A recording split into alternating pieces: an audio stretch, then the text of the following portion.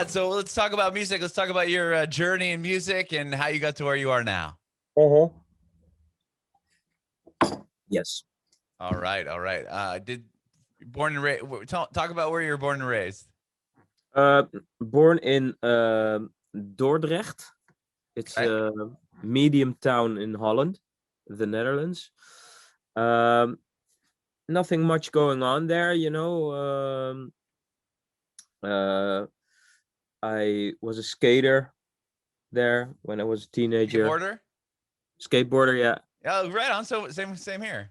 Oh, nice. But not in the Netherlands, obviously. No.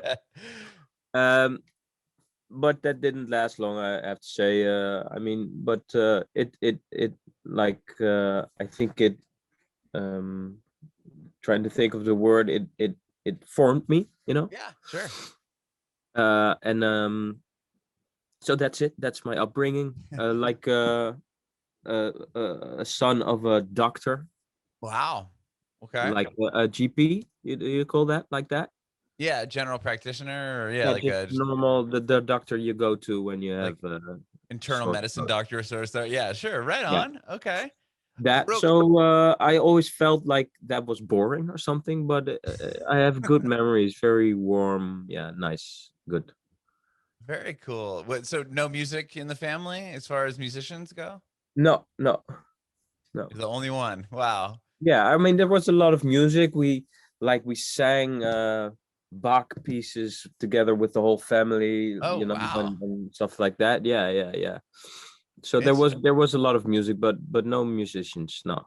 Got it. When you say skateboarding kind of formed you, when you was that like musically? Because personally for me, skateboarding was where I learned about a lot of bands like Iron Maiden and the Misfits and certain bands like that, because they were in the skate videos. Like was that something that you were kind of not really as well? Okay. Of course there was like the punk, the Pennywise and stuff, but that really didn't stick for me. It was about the hip hop for me. So yeah, of course it was from the skate videos, but I was like into that already, I guess. So okay, it was just a package deal, I guess. But the skate culture influenced me a lot, you know. Yeah. Sure. Yeah, there was rad hip hop too. I mean, that's I should have named some of that. I mean, Far Side was in those early hip hop videos, and the Beast Boys, of course, as well, and then you know. Yeah. That's awesome. So, what was the first instrument you learned how to play? How did you get in the music vein? First instrument was the clarinet. Oh. And I was 7, you know, and played some jazz on that. Was nice, but I was just young and unaware. Then at like 14, 15, got a drum set and a guitar, and we started forming bands in which I mostly like sang and played the guitar. Okay. Did you play the drums at all, or did you just played it? Yeah, a little, but was never a drummer in the band. Got it. Just so other friends of yours got on the drum set, you know, and yeah. Very cool. When did you start writing? Were you writing music at that point? Like, or were you guys just doing cover songs? No. We were always like writing songs, and it was very similar to what I'm writing now. Actually, it was early 90s, so like grunge was the big thing, you know. Sure. And we were like anti-grunge, you know. We were against the grain, so we were like doing like Sunshine, you know, soft jazzy funk stuff. Yeah, it's very similar to the Benny Singh stuff, actually. Wow, interesting. Were you guys performing out, like doing shows around town? Like, were there places for younger kids to play? All very small. Like, yeah, we did gigs here and there, but it was all very young and stupid, you know. Sure. Yeah. I did see you went to school for music, didn't you? Yeah, it was like it was on a conservatory, on a music school. It was about composing electronic art music. So you got the classical music, then you get the atonal music, like at the beginning of the 1900s, and then that atonal music, there's another wave after that goes into electronic. So that's like the 50s. It's Mm-hmm. very heavy, very dark about the war and stuff, and it's about soundscape. So it's far more like modern art, I would say, than music. They uh, will never say that, but so I probably didn't get all of it, but it was like, yeah, like insane pieces that I made there. Very very scary stuff, you know. Really, really. How did you? Was the school like something you had to apply for as far as Yeah, uh, yeah, yeah. I had to like audition? edit some demos and stuff, but it wasn't like you had to be really, really musically educated. You know? Okay. So What were those demos that you're submitting? uh, some like a clarinet composition, Oh, and really? but also like some beats that I made, which were more on the like the experimental plane. Uh, Nothing like the pieces we would make after that on in school, but still, you know, they would hire people like me that were just interested in that. Yeah, Yeah, they knew you had something there, obviously. probably, yeah, yeah, yeah, Yeah. Wow. yeah. Well, when did Benny Sing start? Was that much later, or was that kind of That around was the like, same time? yeah, it was like when I finished that study. It's a 4-year study.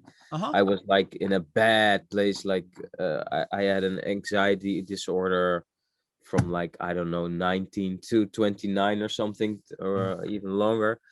Um, and I was making these dark pieces, like I was just lost basically, and I couldn't wait to get back to like the sunshine music from like my small town and my skating, you know, Yeah. and that was like, you know, kind of making lullabies for myself to ease myself, and you know, and that was Benny Singh stuff. And then how did that start kind of gaining traction? Were you It was releasing it all like, online, or were you touring on no, it, or? it was pre-internet, and I just made demos. So I was never like in bands and performing then, you know. I was just Mhm. making the stuff and printing CDs, you know, burnable. Burning them? Yeah. Yeah, with the stickers and making like the things, and I sent it to people, and then it got like noticed by some record companies, and then it got into the world. That was like the Champagne People album, the first album, 2003. Hmm. And so Yeah. was that the one that you were pressing on the CDs and the stickers, or was that after the fact? No, so the demo for that Champagne People, that were like 5 songs from that. That was my demo, yeah. And after Okay. that, we mixed it kind of, and maybe added some recordings or something, but not much. No. Yeah. And with the Champagne People, like how did like I guess where did the step come between putting that demo out and then like that record coming out? Like was there just word of mouth passing this demo around? Yeah, so I just passed it around, and it it wasn't like noticeable for any listener or something, you Hmm. know. So it was just like behind the scenes with the record company that I picked, like Docs Records, and we just made that album without having any audience yet, or you know, and we just put it out there, and yeah, released it into the world, Hmm. and then, you know, it got noticed, like not in a big way, but it got noticed for sure, you know, that people were writing about it. You got like people saying, "Oh, I was in Mexico, and I heard your music and stuff." So it was there, but very unnoticeable for me. There wasn't any CD sales or anything like that, you know. It was just like, cool, you know, Hmm. and Right, nothing. Yeah. right. Yeah. When did things start to take off a little bit? Um, I made a second album, all Hmm. kind of the same, but it kind of grew. There was a record deal in Japan and stuff, and all very small. Like Then I got organically kind of growing. Yeah, then I got into like producing Dutch artists as a producer and a writer, because Hmm. me and the owner of Docs Records, who's a good friend of mine, we just figured stuff out to see how my music could have more traction. So maybe we replace the head. Maybe that does something, and it did. Uh-huh. So that was a big success here in Holland. I did a couple of those, made a few more albums, and word got around, but it was always very underground. Now we're getting to like 2011 or something, and like the big new wave started, so everything was like Darkness, Depeche Mode, Sure. and I was lost because it was not for me. Uh-huh. So, but I felt the zeitgeist, of course. So I felt that darkness as well, but I just couldn't translate it to what I was doing. So I was kind of lost, and I kind of gave up on the whole Benny Sings and thought like, okay, I'm just going to write for other people and stuff, and that worked great. I made Oh, music wow. for commercials, and I was happy. I had a life, I had a career, so that was already I was already in a great place basically. And then suddenly like people like Anderson Peck came, and Chance the Rapper, who all of a sudden came back with that sound from like 2001 or something. Mm-hmm. Mm-hmm. And it was like, oh wow, this music is back in vogue again. Never thought that would happen, but I guess I'm retro now or something. And then and what you noticed then is that my phone started ringing. People were like interested in Benny Sings, like what's he doing, and really young artists who were like 20 years younger than me, Mm-hmm. like 19, 18. They wanted to work with me and stuff. So we just noticed like something is up, like. And then we thought, "Nah, maybe we have to write a serious album again." And I did, and then we got the Stones Throw deal, and that was like in 2018 or something. Oh, wow. Okay. So like when you put So out art, like the record art, for yeah, example, I mean, you have a huge song, Big Brown Eyes, the first song on the record is like massive. Like was uh, that something that kind of came after the fact? Because it sounds like but that was like nothing was really happening for you up no, until no, like that was such a slow grower. So I think in 2011 there wasn't even any Spotify yet, sure. but on YouTube it had a couple of views, but not that much. I knew it was a good song. Mm-hmm. I love the song. It's my favorite up to date, I guess. Mm-hmm. Um, so, but then Spotify came and you saw it just gently moving up, and it took like 10 years to come at this 10 The million or level. something. Wow. So that was never it was never a big song. It just grew. Mm-hmm. When you Uh, said like 2018, like art, like Anderson Paak, for example, I mean, he's huge, but he's really kind of only in in the recent years, like you said, it has become this like household name.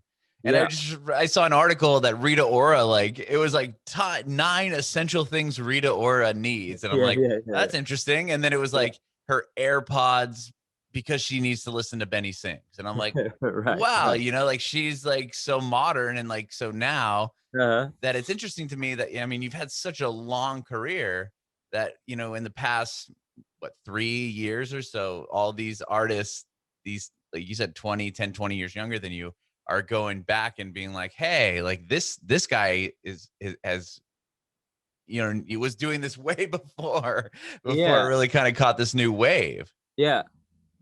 So it's like a comeback that I never expected or something. It's like a second wave. I don't know if you use that for Corona as well, but here we have Yeah. the second and the third and the fourth. So this is Yeah. my second wave. It's awesome, and it's way bigger than the first wave. So it's I don't know. It all just it wasn't planned.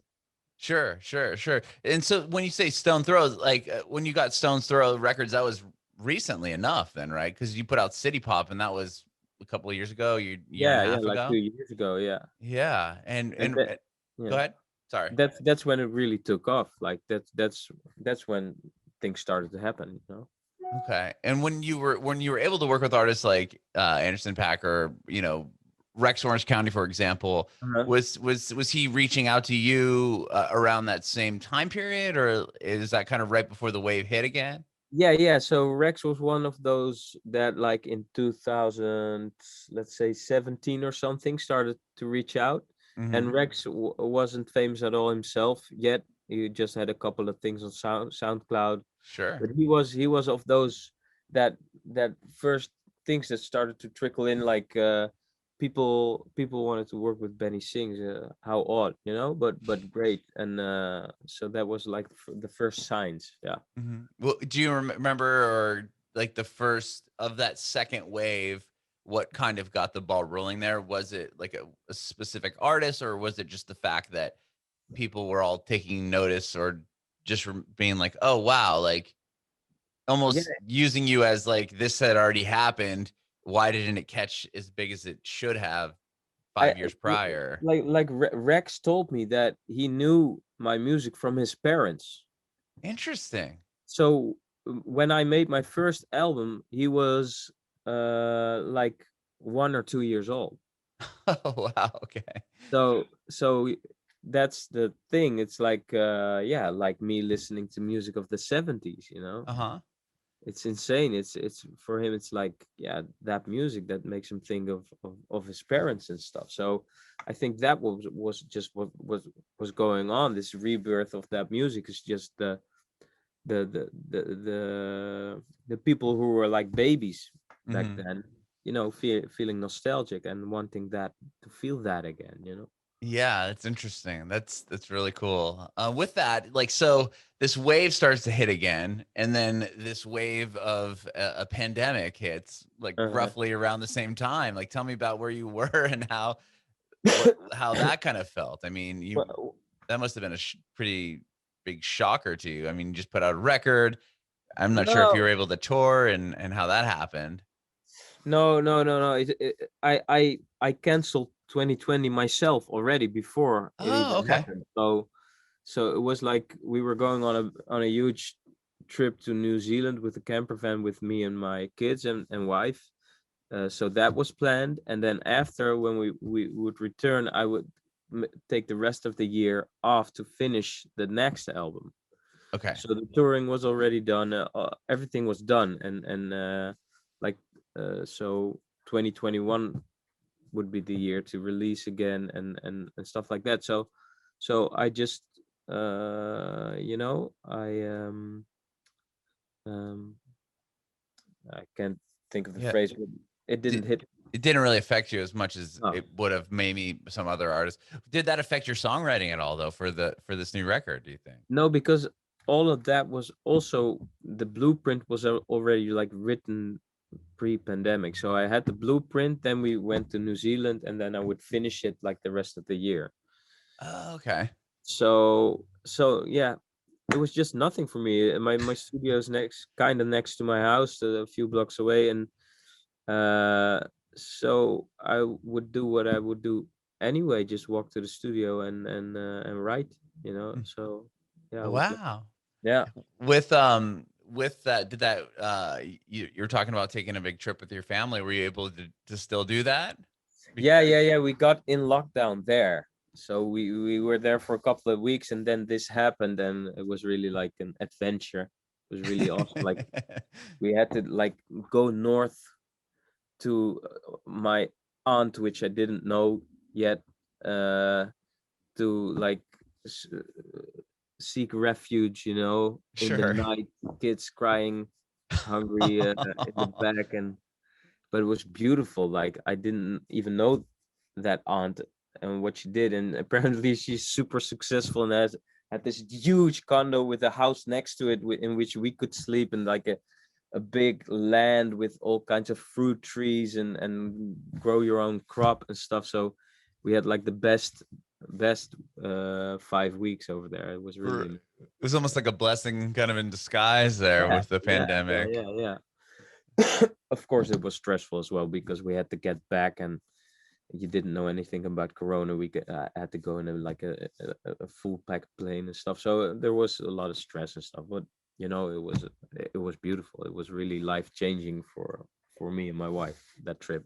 That's amazing. Yeah. And so when you got back, where you were able to obviously record this new record, Yeah. the blueprint was there, and how how was uh how was that? I mean, were you able to work with other producers? Was this just kind of like you could go and do to the studio down the street from your house and work at your own leisure, and didn't really have to have the noise of anybody else kind of? No, I always work alone, so Oh, okay. It was already the plan. That's Yeah, amazing. yeah, yeah. Well, tell me about the new record then. I did see you have some features on there. Yeah. So it's I'm just writing more with other people. Like I like writing alone and stuff. I often see myself more like as a writer, like a book writer. I'm not like the musician who likes to jam and interact, and I'm more like solitary and stuff. So More of an that path, introvert. yeah. So that path of doing stuff together always was a bit, rough. But I'm starting to learn because it's great for your music. Mhm.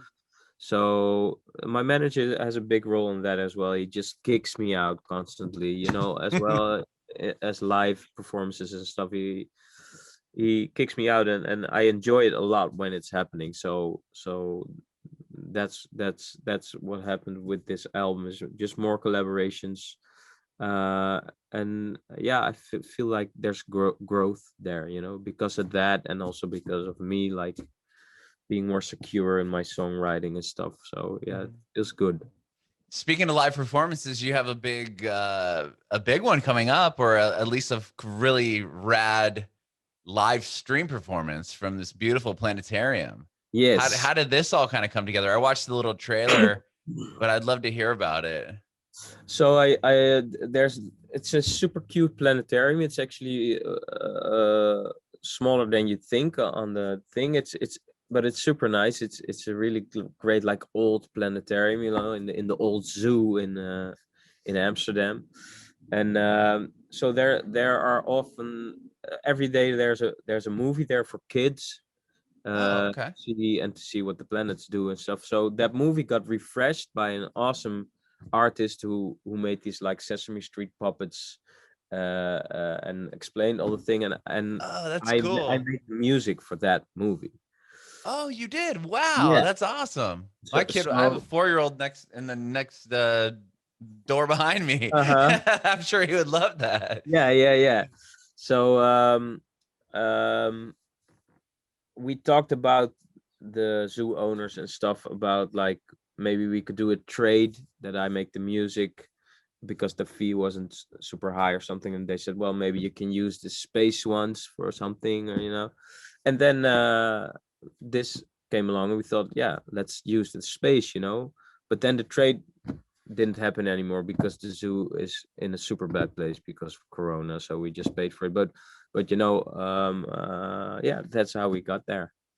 That's cool. That's really cool. And is this going to be your first live performance in a while? I would Yeah. imagine. Yes, in a long while. And we did the rehearsals already, and we're gonna rehearse more next week. But it felt super great. It was just like yeah, I'm gonna enjoy it. Yeah. Is it going to be interesting performing to? I would imagine. I don't know what the lockdown situation is in Amsterdam right now, but I would imagine there's not going to be anybody in the crowd, right? No. There's a crew there who's filming and stuff, and maybe like no, like 4 people or something. Yeah, yeah, Is that going to be interesting performing yeah. like We already that? did.